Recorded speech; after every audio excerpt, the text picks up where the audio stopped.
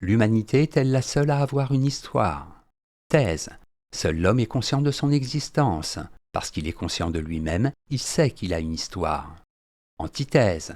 Comme l'homme est également conscient du monde qui l'entoure, il est également capable de faire l'histoire de la nature. Thèse. L'humanité est seule à avoir une histoire. En effet, l'animal, contrairement à l'homme, n'a pas conscience de lui-même. Il n'a pas conscience du temps, ignore le passé, le présent, le futur. De plus, il est soumis à l'instinct. Il n'est donc pas libre.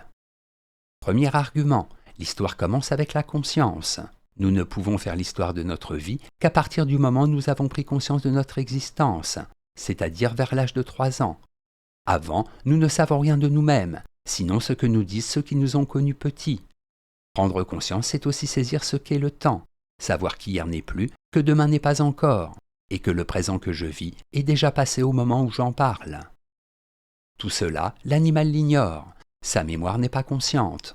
Elle ressemble à celle d'un ordinateur, lequel intègre des informations, mais ne sait pas qu'il en est le dépositaire. Deuxième argument, l'histoire de l'homme est l'histoire de ses libres choix. L'animal ne choisit pas. Soumis à l'instinct, il est déterminé et ne peut accomplir que certaines actions, toujours les mêmes. Si celle-ci change, ce n'est pas parce qu'il l'a décidé, mais parce que l'évolution de la vie l'y oblige. L'homme, l'être de la conscience, est l'auteur de son propre destin. Ce sont ses choix qui marquent les étapes de son histoire. C'est parce qu'il se souvient du passé qu'il peut faire l'histoire des événements expliquant le présent, ce présent dans lequel il vit et dont il est l'acteur. En bref, il n'y a que l'homme qui a une histoire, puisqu'il n'y a que lui qui peut décider librement de son destin et en avoir conscience.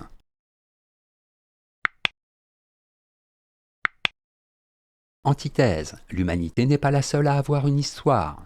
En effet, la nature n'a pas d'histoire puisqu'elle n'a pas conscience d'elle-même. Cependant, l'homme qui a conscience de vivre au sein de la nature est celui qui retrace l'histoire de son évolution. Premier argument, la notion d'évolution est une idée moderne. Selon la tradition biblique, l'histoire de la nature se résume à la création primordiale. Dieu est l'auteur de l'univers. Il a créé le monde et les êtres vivants une fois pour toutes. Il est donc à l'origine de tout ce qui existe maintenant. Entre Ève et Claudia Schiffer, il n'y a pas eu d'évolution. Charles Darwin montrera au contraire que la nature n'a cessé d'évoluer, de se transformer, que de nouvelles espèces sont apparues et que d'autres ont disparu. C'est à l'homme de comprendre l'histoire de la Terre et de la vie.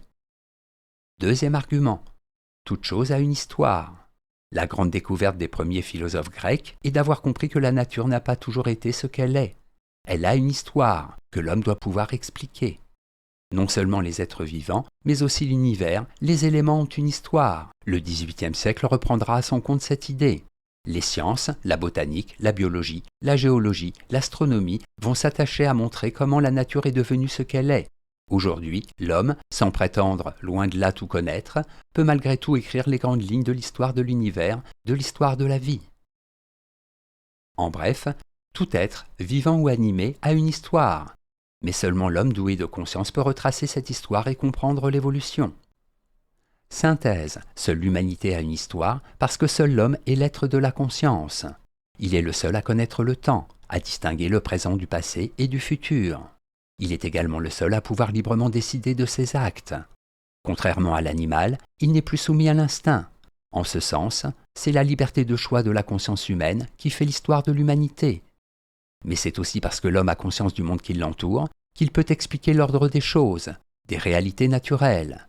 Il fait donc l'histoire de l'évolution du monde physique, l'histoire de la vie organique.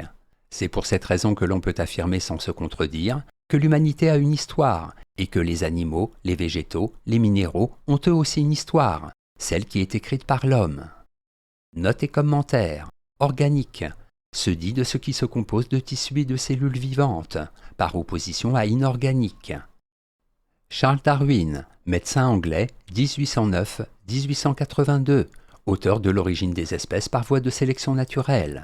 Pour Darwin, les espèces vivantes ne sont pas immuables, mais évoluent par mutation. La sélection naturelle ne laisse survivre et prospérer que les espèces les plus fortes, celles qui s'adaptent le mieux à leurs conditions d'existence. Citation. Tant qu'ils, les individus, n'ont pas conscience de ce qu'ils sont et de ce qu'ils furent, ils n'accèdent pas à la dimension propre de l'histoire. L'homme est donc à la fois le sujet et l'objet de la connaissance historique. Raymond Aron.